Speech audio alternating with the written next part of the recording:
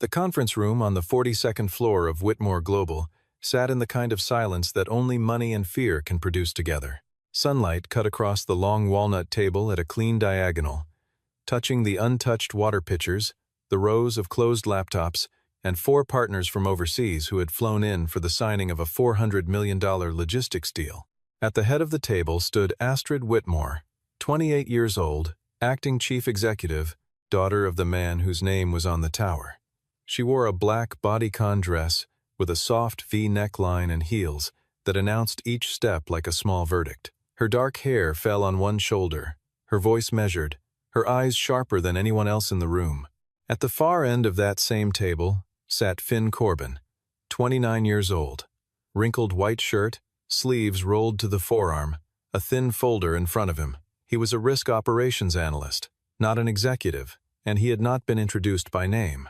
Beyond the glass wall of the conference room, a 6-year-old girl named Callista Corbin sat with her knees pressed together, a worn stuffed rabbit held against her chest, waiting for her father to come back. He had just told the room, in a level voice, that the multi-port disruption clause in the final addendum could expose Whitmore Global to more than $700 million in losses if the wrong ports hit trouble in the same quarter. Astrid listened with the patience of a woman who no longer believed what she was hearing. Then she leaned back, smiled with no warmth, and said 5 words at a volume only 2 rows of seats could hear. "Try me again. I dare you." 10 minutes later, she would not be able to speak.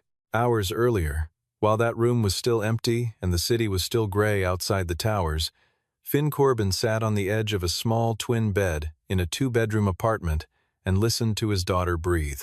Callista had been up coughing since a little past 2 in the morning, and he had spent the hour between 2 and 3 with his hand flat against her back, timing the space between each soft rattle. By the time the cough finally settled, the sky had begun to pale, and the building had begun to hum, and he had not slept again.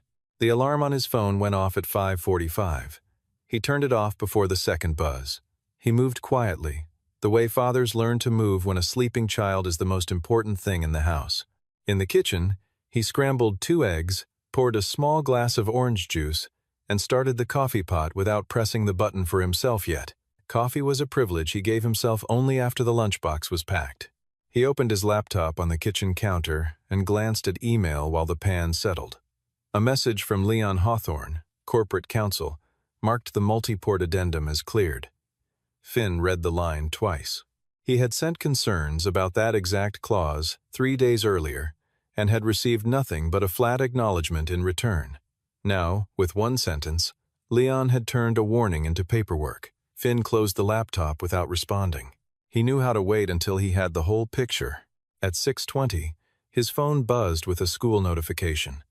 An overnight pipe had burst in the elementary school on the east side, and classes were canceled for the day. Finn read the message, standing at the sink with a dish towel over his shoulder. He did not slam anything. He did not curse. He just looked at the message, and then at the list of meetings waiting on his calendar, and then at the small hallway that led to Callista's room.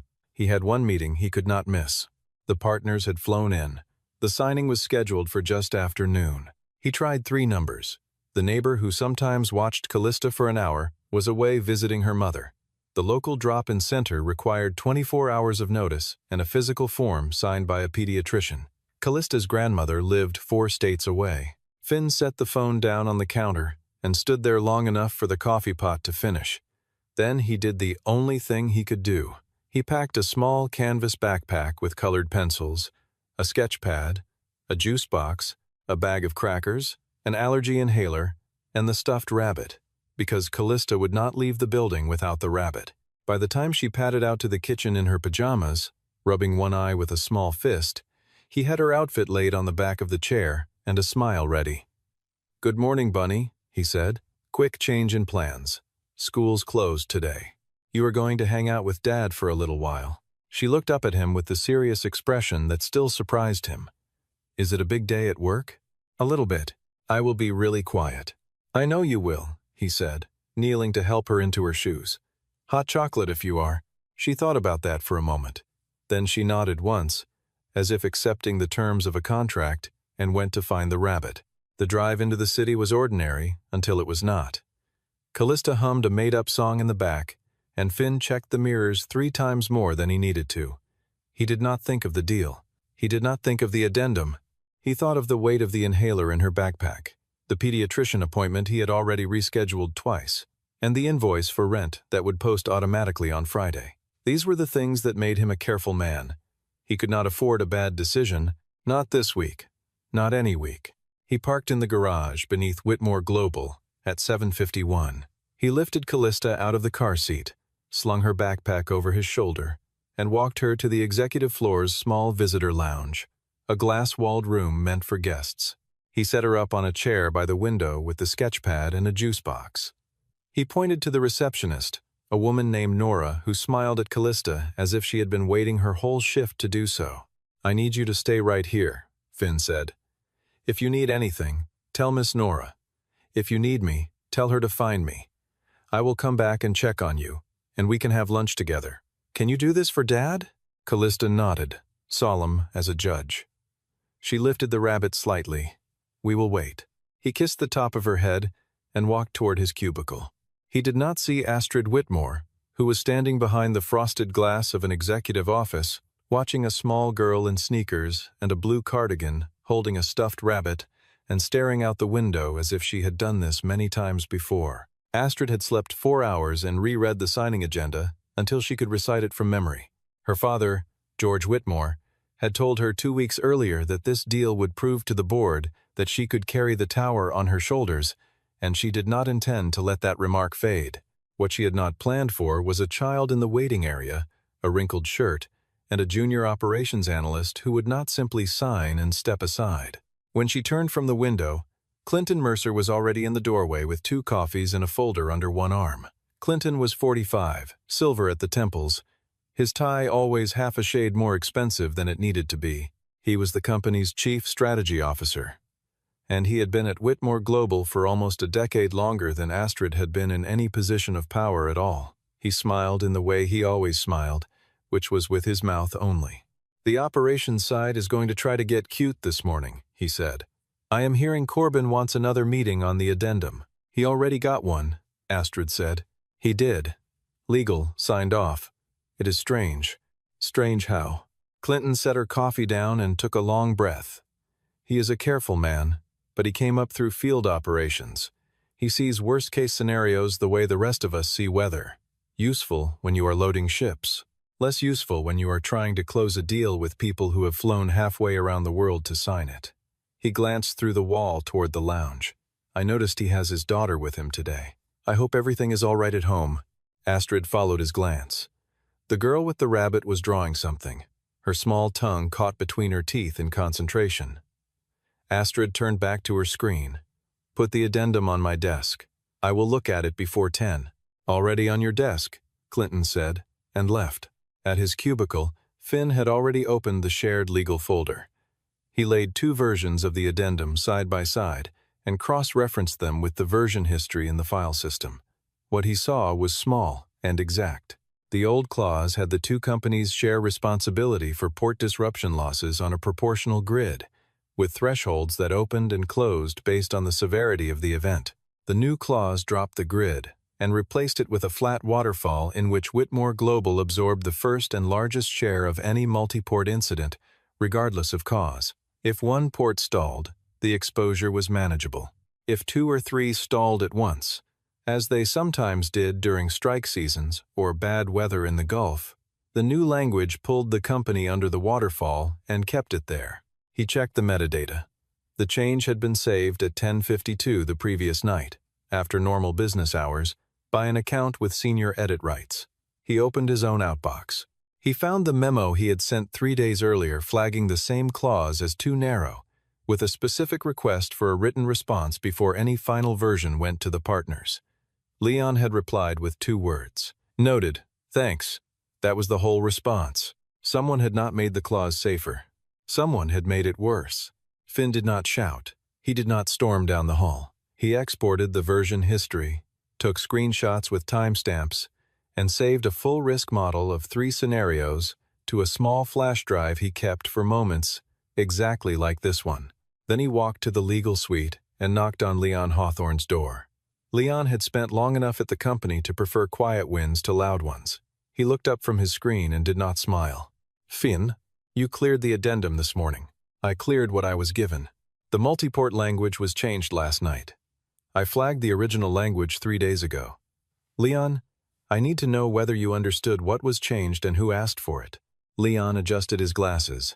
He looked past Finn toward the corridor. There was pressure to simplify before partners arrived. "I was told the structure was sound." "Told by whom?" "I was told." Leon looked back at his screen. "Finn, I will be honest with you. If you want this clause reopened, you will be doing that on your own." Finn did not answer for a moment. Then he nodded once. "I appreciate the honesty." He went up one floor and asked to see Astrid Whitmore. Her assistant said she had 2 minutes. Finn took them. He stood across from her desk, set his folder down, and walked her through the clause in 4 sentences. Astrid listened with her chin raised and her fingers bridged. When he finished, she turned 2 pages and closed the folder. "Legal signed off," she said. "I believe the change was made after legal's full review. I can show you the version history. You can send it to me by email. I will review it after the morning briefing." He wanted to say more. He did not. He thanked her for her time and left. In the corridor he passed Clinton, who offered a small, almost kind nod, as if commending him for his restraint. Finn did not return the nod. He went back to his desk, typed a calm, careful email, attached the version history and the scenario model, and sent it to Astrid, to Leon, and to a muted distribution list that included the chairman's office. By 9:30, Clinton had called a rapid internal review. On paper, it was a final alignment meeting. In practice, it was a stage.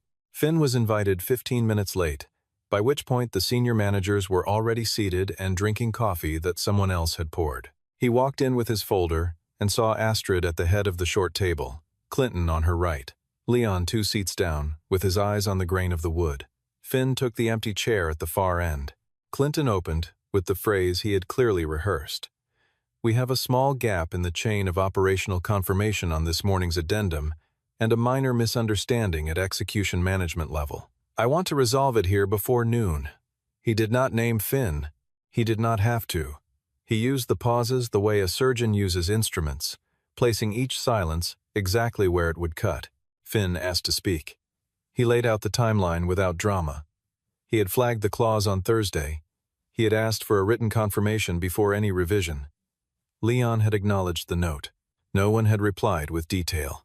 The language in the version now before the partners was not the language the operations group had reviewed. He said this without raising his voice once. Across the table, Leon did not look up. Astrid heard him out. Then she straightened a page in front of her and spoke in the even, practiced tone she had been trained to use in rooms like this. "Caution has its place. A deal that took 14 months to structure cannot be stalled by a worst-case scenario that may never materialize.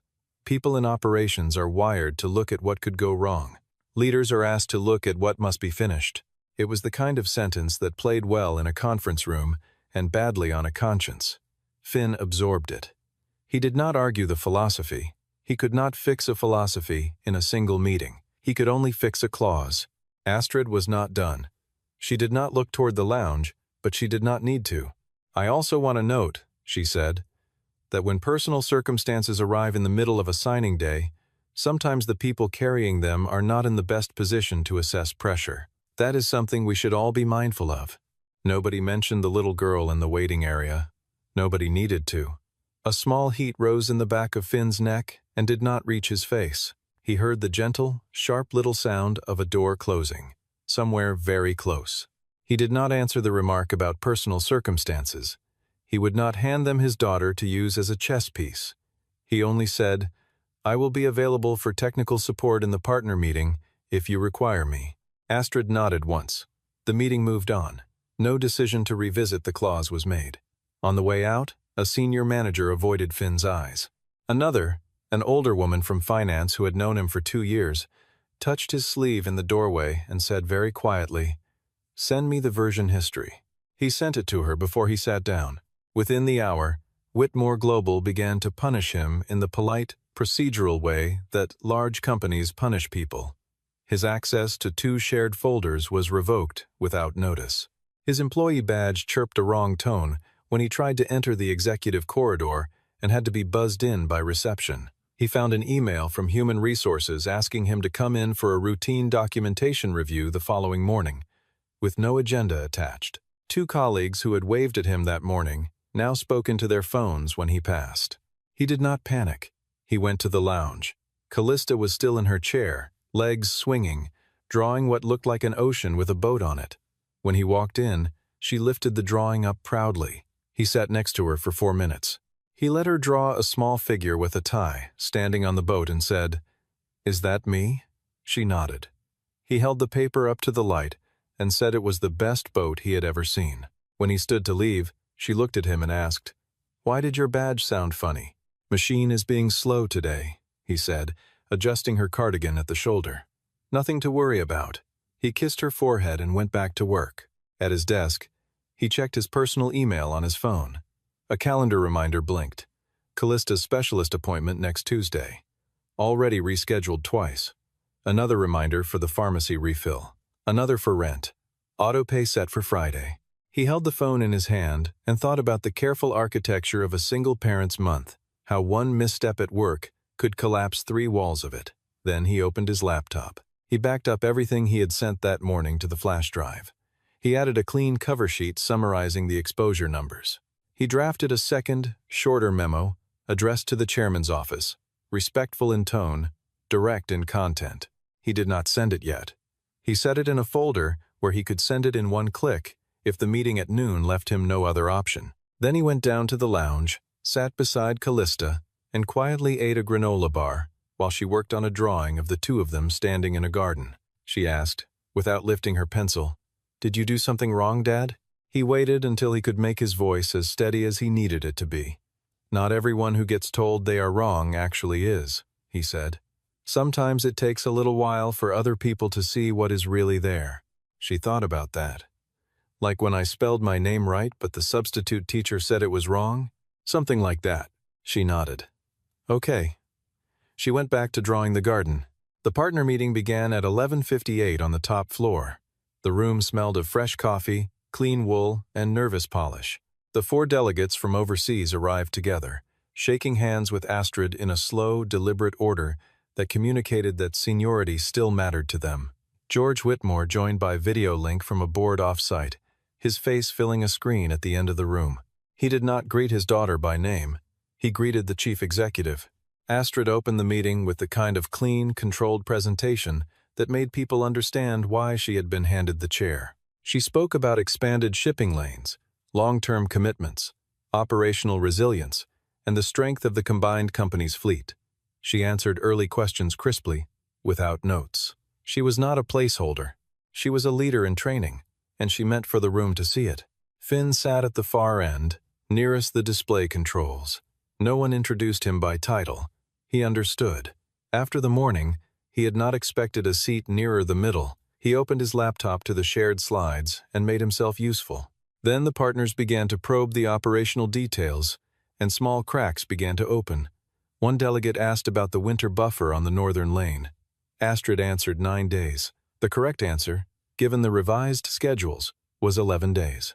Finn wrote the correction on the corner of a legal pad, tore it off, and slid it along the table at a pace designed not to catch the eye. Astrid's gaze dropped for a half-second, rose again, and she said smoothly, "I want to revise that.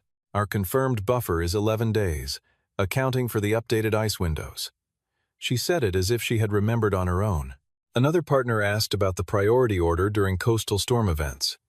Astrid gave a clean outline and missed a carve-out. Finn wrote another note. She read it. She folded the clarification into her next sentence. Clinton's jaw began to tighten. Leon, seated 2 away, kept his pen above his notepad and did not put it down. The delegation began to notice that someone near the wall was doing quiet work. Astrid noticed too.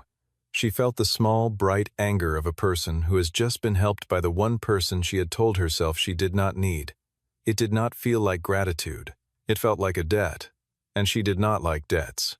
The senior delegate, a man with silver hair and kind eyes, turned over a page in his binder and cleared his throat. "I want to return to the addendum on multiport disruption," he said. "In the version we received last night, the structure of loss sharing was adjusted. Could you walk us through how your side evaluated the impact if two or more strategic ports experienced disruption simultaneously during a strike season or a severe weather window?" The room went quiet in a way that no one in the room could mistake. Astrid answered the way she had rehearsed. She said the company had accepted a more flexible responsibility structure to ensure speed and trust. She used the word confidence 4 times. She did not describe the waterfall. She did not need to lie outright. The language she used simply did not mention the edge the company was now standing on. The delegate listened. He did not nod. He turned half a page and waited. Finn looked down at his laptop. He looked at the corner of the legal pad where the notes to Astrid had been. He thought of Callista downstairs with her sketch pad, a juice box, a rabbit. He thought of the inhaler in her backpack and the rescheduled specialist. He thought of Leon's voice earlier, flat with exhaustion. "If you want this reopened, you will be doing that on your own." The delegate on the other side was waiting for someone at the Whitmore table to tell the truth. Finn lifted his head. "If I may," he said, without rising. His voice carried the way calm voices do in rooms that have just gone still. "The current addendum differs from the structure operations reviewed 2 weeks ago.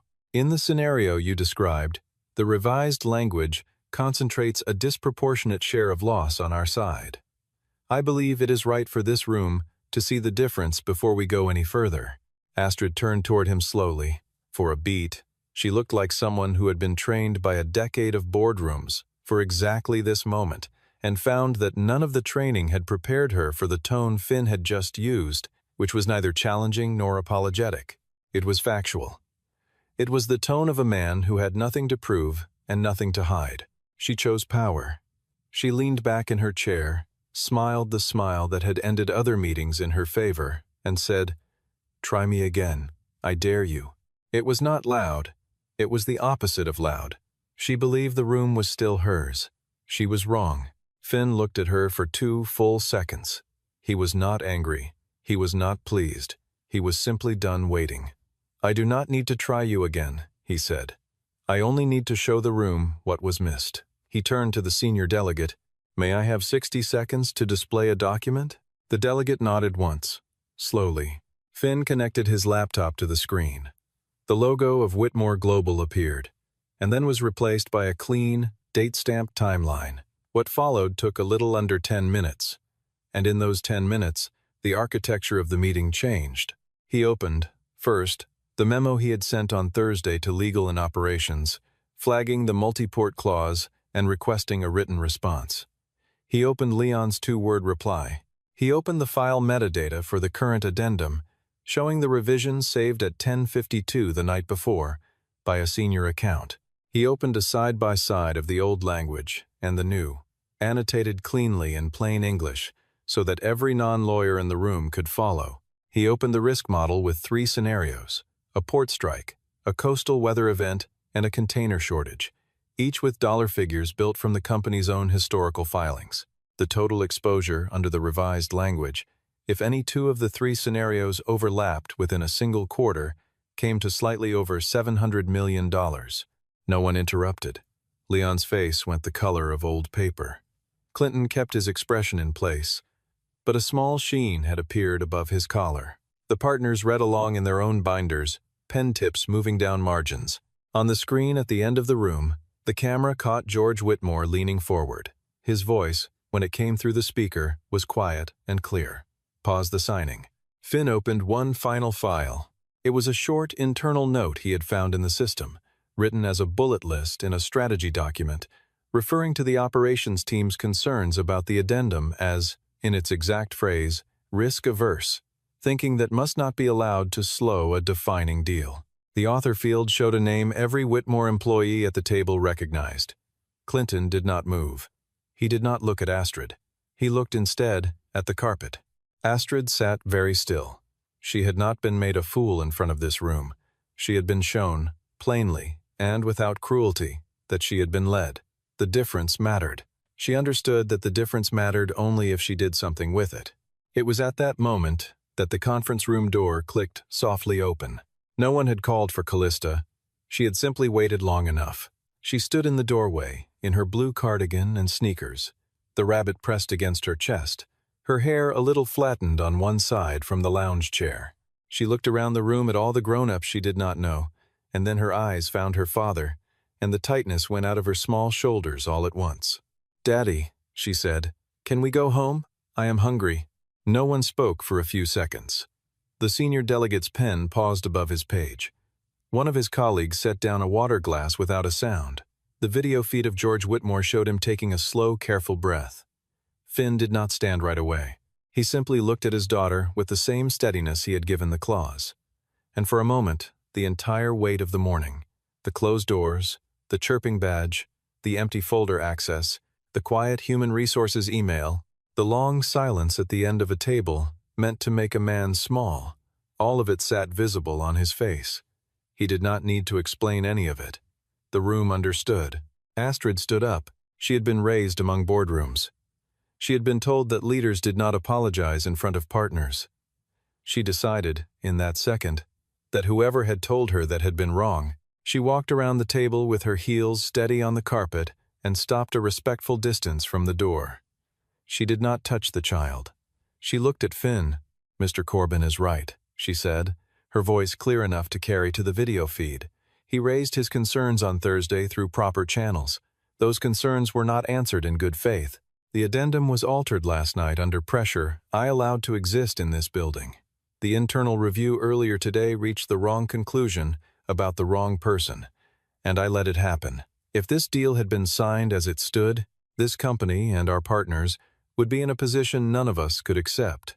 She turned her face just slightly toward the screen. "Chairman, I am asking that the signing be suspended until the original clause is restored and the authorship of the overnight edit is reviewed." George Whitmore's face in the screen did not move for a moment. Then he nodded once. "Suspension approved. I want a full audit by end of business tomorrow. Mr. Mercer, you will hand over your drafts and correspondence to internal counsel this afternoon. Mr. Hawthorne, you will cooperate fully. Acting Chief Executive, your signing authority on this deal is paused pending the audit." He softened, just for a second. "Thank you, Mr. Corbin." Finn nodded. He still had not spoken since Callista had come through the door. He crossed the room and knelt in front of his daughter. He pushed a strand of hair out of her eyes. "You were so good today," he said. "So good. Let us go get lunch." "Okay," she said. She held the rabbit up to him to carry as well, and he tucked it under his arm the way he always did. He stood, took her hand, nodded once to the delegation, and walked out. The door closed behind them with a quiet click. Only then did the room begin to breathe. In the week that followed, Whitmore Global moved slowly and carefully. Finn's folder access was restored before the end of the day. His badge stopped chirping. The Human Resources email was replaced by a new one that referred to the prior one as a procedural error and apologized without flourish. Colleagues who had avoided his eyes came by his cubicle on small excuses. He was polite with all of them. He did not make anyone feel small. He also did not make forgetting easy. Clinton Mercer was placed on administrative leave during the audit. Within 10 days, his departure was announced as a mutually agreed transition. Leon Hawthorne kept his job for the moment, but he was moved out of the corporate counsel role and into a quieter compliance position. The company issued a short internal note about the incident that did not use Finn's name. The people who mattered knew whose name belonged in it. The multi-port clause was restored in its original form. The partners, who had been watching carefully, said they would sign.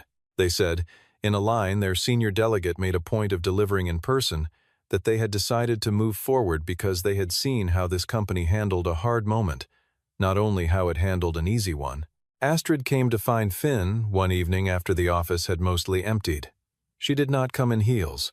She wore flats and a soft gray sweater, and her hair was pulled back simply. She stood at the edge of his cubicle and waited until he looked up. When he did, she did not lead with a speech. She led with 3 words. "I was wrong." Finn did not answer right away. He did not need to make it easy. He also did not want to make it harder than it had to be. He set his pen down. "I was wrong about the clause," she said. "I was wrong about the review.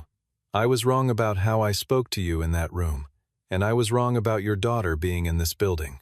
I let that become a way to make you smaller. It should never have been." She took a small, steady breath. "I am not asking for forgiveness today.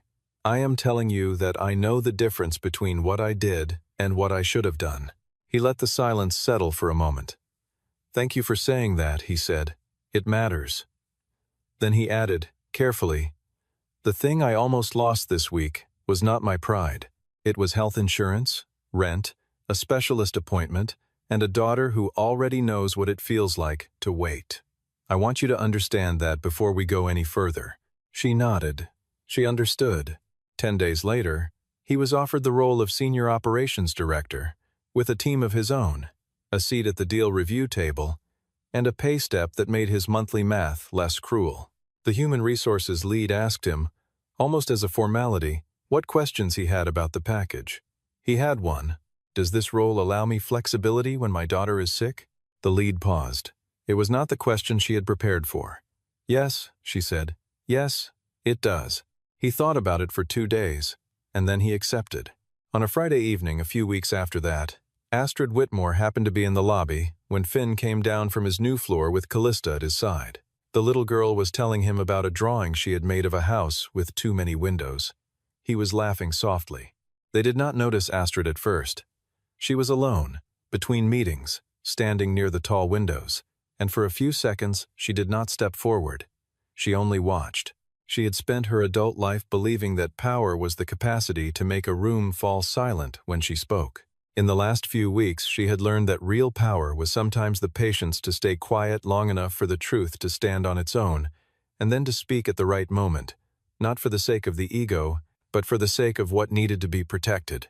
Finn saw her as they reached the door. He lifted his hand, not quite a wave, and she lifted hers in return. Callista looked up at him, curious. "Who is that, Dad?" "Someone I work with," he said. "Is she nice?" He considered it. "She is trying to be," he said. "That counts for something." They walked out into the late afternoon light. Astrid watched them go until they reached the car, and then she turned back toward the elevators, the sound of her heels softer than it had been on the morning she had said 5 cold words to a man at the far end of a conference room. She did not know yet what kind of leader she would become. She did know that she had met one, once, on a day that nearly ended badly for everyone, and she had learned from him that the strongest voice in a room is not always the one that speaks first or loudest. Sometimes, it is simply the one that tells the truth, kindly, at exactly the right time, with a small child waiting patiently on the other side of the glass.